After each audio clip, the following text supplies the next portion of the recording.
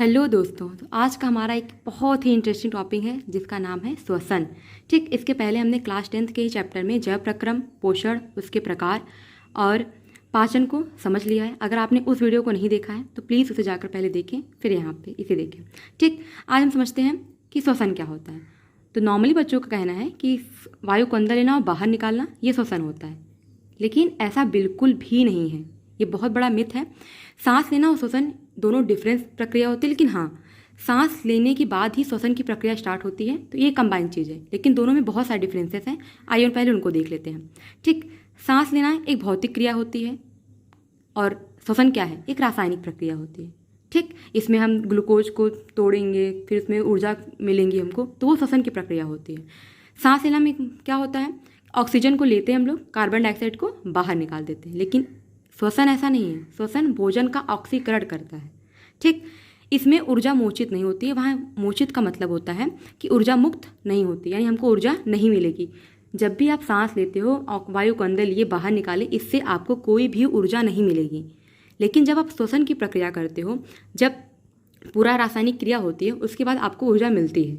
ठीक, चलिए, जो सांस लेने की प्रक्रिया होती है यह सिर्फ फेफड़ों तक होती है, यानी आपने नाक से वायु लिया और कार्बन डाइऑक्साइड बाहर निकाल दिया, तो ये प्रक्रिया कहाँ होती है, फेफड़ों तक होती है। लेकिन श्वसन की जो प्रक्रिया होती है यह होती है कोशिकाओं में।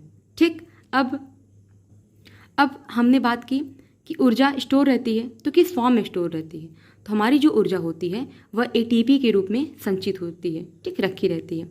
और आप जानते हो कि हमारा जो सेल होता है उसको पावर हाउस कहते हैं। किसको पावर हाउस कहेंगे, माइटोकांड्रिया को। ठीक, माइटोकांड्रिया को हम लोग ऊर्जा का घर भी कहते हैं। इसीलिए इसमें जो भी प्रक्रिया होंगी कहाँ होंगी, कोशिकाओं में होंगी। ठीक, आगे देखते हैं एटीपी का फुल फॉर्म क्या होता है। एटीपी का फुल फॉर्म होता है एडिनोसिन ट्राईफॉस्फेट। बहुत बार एग्जाम में पूछा गया है, ऑब्जेक्टिव टाइप का क्वेश्चन है, याद रखिएगा। एटीपी का फुल फॉर्म क्या होता है, एडिनोसिन ट्राईफॉस्फेट। अब आप नाम पढ़े होंगे श्वसन और श्वसन तंत्र, तो दोनों में डिफरेंस क्या होता है। श्वसन समझ लिया। श्वसन तंत्र क्या होता है। तंत्र का मतलब होता है जब किसी एक मेन चीज़ से बहुत सारी छोटी छोटी चीज़ें आकर मिल जाती हैं, उसे हम तंत्र कहते हैं। जैसे मान लीजिए ये गंगा नदी है। ये क्या है, गंगा नदी, लेकिन यहाँ पे और भी सारी, यमुना नदी, अलकनंदा नदी, भागीरथी नदी, बहुत सारी नदियाँ आके छोटी छोटी मिल जाती हैं, इसीलिए हम इसको गंगा नदी तंत्र कहते हैं। समझ में आया। तंत्र का मतलब होता है बहुत सारी चीज़ें आकर एक जगह पे जुड़ती हैं या मिलती हैं। ठीक, अब हम यहाँ पे जब बात किए श्वसन तंत्र की, तो इसका मतलब है श्वसन से बहुत सारी चीज़ें मिलकर बनी होंगी। तो उसमें कौन कौन सी चीज़ें हैं, कौन कौन से पार्ट्स हैं, उसको देख लेते हैं। जैसे फर्स्ट पे आएगा हमारा नासाद्वार। नासाद्वार का मतलब होता है कि नाक जहाँ पे खुलता है उसे हम द्वार कहते हैं, वहीं से वायु अंदर जाता है। ठीक, इसके बाद ग्रसनी आता है। ग्रसनी हमने पाचन वाले चैप्टर में पढ़ा दिया है, वहाँ पर जाके देख लीजिएगा। कंठ, इसके बाद श्वास नली, श्वास जिस नली से जाती है उसे हम श्वास नली कहते हैं। इसके बाद श्वसनी आती है, श्वसनिका होती है, फेफड़ा, फिर रुधिर वाहिकाएं। अब इसको हम चित्र के माध्यम से समझते हैं। आइए, आप जब भी वायु लेते हो तो उसमें बस सिर्फ आप ऑक्सीजन नहीं लेते हो, आप वायु के साथ साथ नाइट्रोजन, ऑक्सीजन और कुछ दूषित गैसें भी आप अंदर लेते हो। ठीक है, अब आपने यहाँ से नासाद्वार, ठीक, नासाद्वार द्वारा आपने क्या किया, श्वास को अंदर लिया। अब यह ग्रसनी है। ठीक, ग्रसनी कंबाइंड होती है, श्वास नली और आहार नली, श्वास नली और ग्रास नली की कंबाइंड नली कौन होती है, ग्रसनी होती है। ठीक, अब ग्रसनी से होते हुए कहाँ गई है, श्वास नली में गई।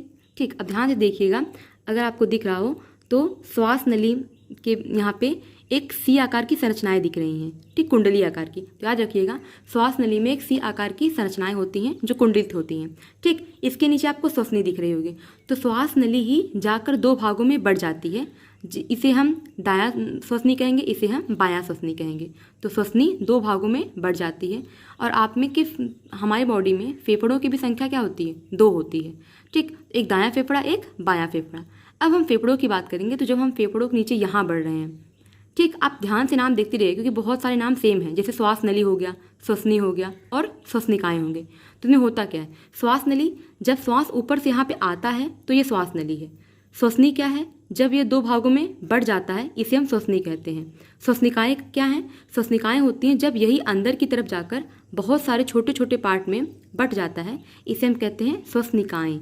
समझ में आया।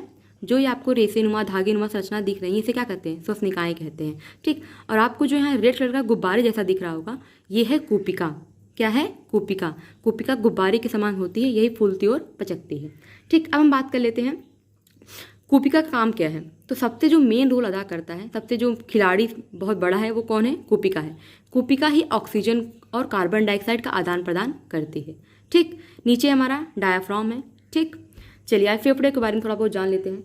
फेफड़ा क्या होता है? फेफड़े के बाहर एक पतली दोहरी झिल्ली होती है जिसे हम फुफ्फुस गुहा कहते हैं, और इसमें कुछ तरल पदार्थ भरे होते हैं। वो इसलिए क्योंकि फेफड़े को कोई नुकसान ना पहुंचे। ठीक, अब समझते हैं।